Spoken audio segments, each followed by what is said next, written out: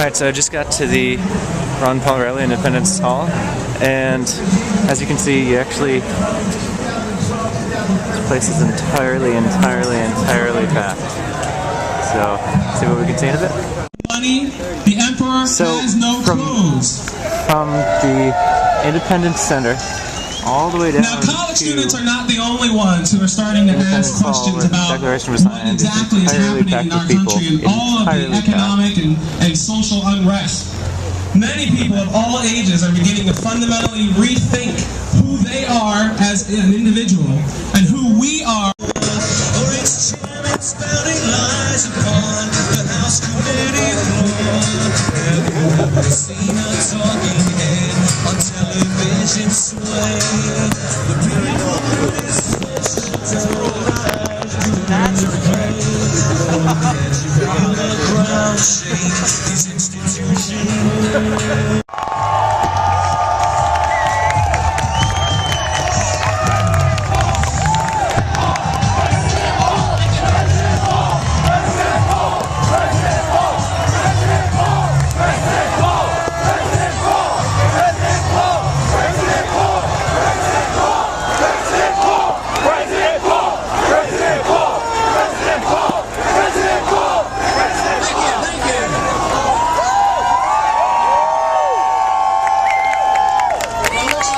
Summer soldiers or sunshine patriots here today.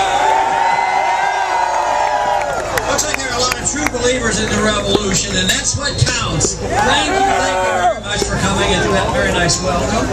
And obviously you have to be a true believer to come out and spend a little time and a little damn together, but wonderful. This is a real opportunity to restate our convictions and our beliefs, because we are in a serious mess. We are going to do something about it.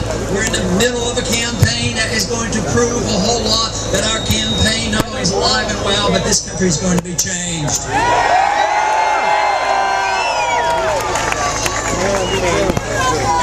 This morning in the news I read that China was complaining about us getting too aggressive in the South China Sea, and they were warning us. Now, isn't that rather ironic? We borrow money from China, we run our military operation, we go over there and pester them with our military. What is this? How many countries are we in now? We're in about 150 countries, 900 bases. We just recently opened up a base in Australia. I don't know why we have to occupy Australia these days. So it's pretty ironic that we are doing this. As far as I'm concerned, putting troops and vessels and pestering the Chinese right now would be similar to allowing the Chinese to come into the Gulf of Mexico or the Chesapeake Bay and declare that it's their territory.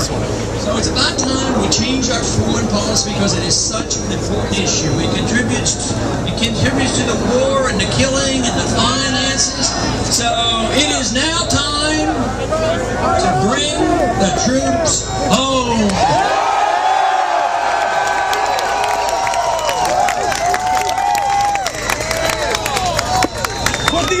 Our foreign policy is a schizophrenic foreign policy. It's on again, off again. We red umbrella forward, tap forward and pass it on to the red umbrella. This has been going on Thank you! once or twice. At one time we were on the same side as Bin Laden, and things happened to change. One time we supported and we were on the side of Saddam Hussein when we wanted him to invade Iran. So we at one time were close allies of Noriega. We now are still allies with a country called Saudi Arabia. 15 out of the 19 hijackers came from Saudi Arabia, and they practice Sharia law. I would say that we ought to look more carefully what the founders told us and taught us and encouraged us to follow. Is a non-interventionist foreign policy, free trade and friendship with other countries, and no entangling alliances and no nation building.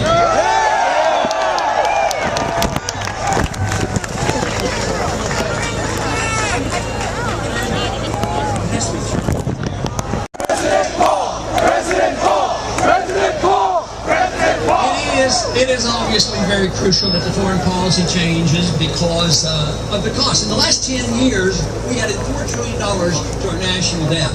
We shouldn't be adding, even on our side of the aisle, the Republican side of the aisle has a proposal to so-called balance the budget in 30 years.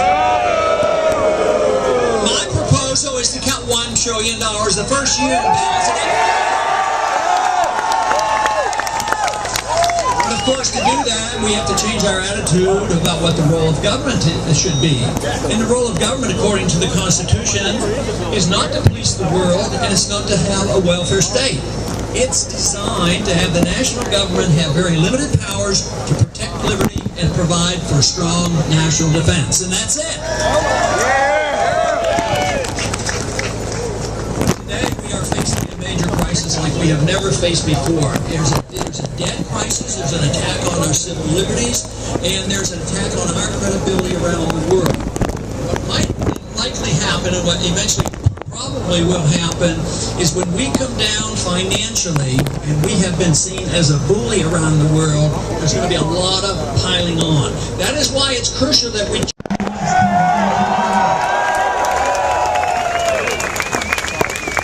We need to address some of the social problems that we have here that undermine our liberties. There's one, once the government embarks on this notion that it has to take care of ourselves, and you can't take care of yourself, and the government wants to take care of you, nothing is